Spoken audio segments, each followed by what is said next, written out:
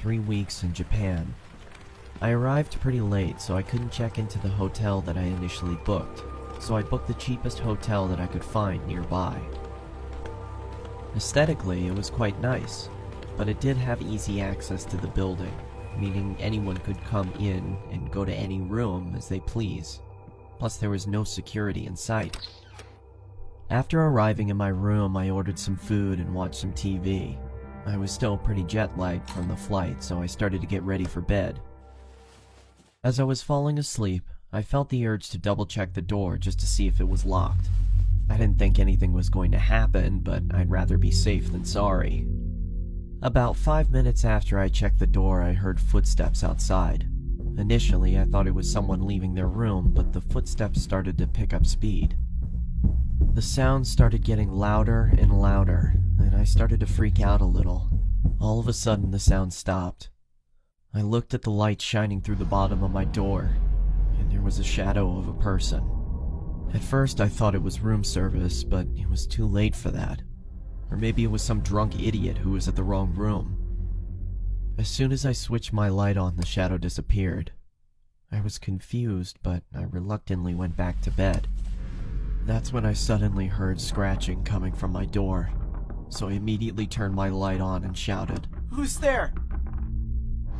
After a moment of silence, I heard the footsteps slowly fade away. At this point, I was thinking it could be some kids messing around, so I got up, opened the door, and peeked my head outside. I glanced in both directions down the dark and slim hallways. That's when my heart stopped. A man emerged from the darkness and ran erratically towards me. His face was contorted as he screamed, and I could see he was holding a knife in his right hand. As he got closer, I could see him more clearly. He had disgusting long, dirty hair, his clothes were ripped, and he had cuts and bruises all over.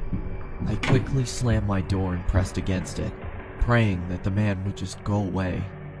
After what felt like hours, I finally gathered my courage and looked through the peephole.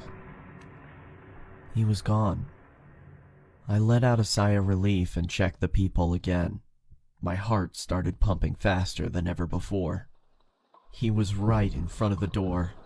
He was wearing a maniacal smile on his face, and all of a sudden he raised his knife and yelled, "I'm gonna fucking kill you!"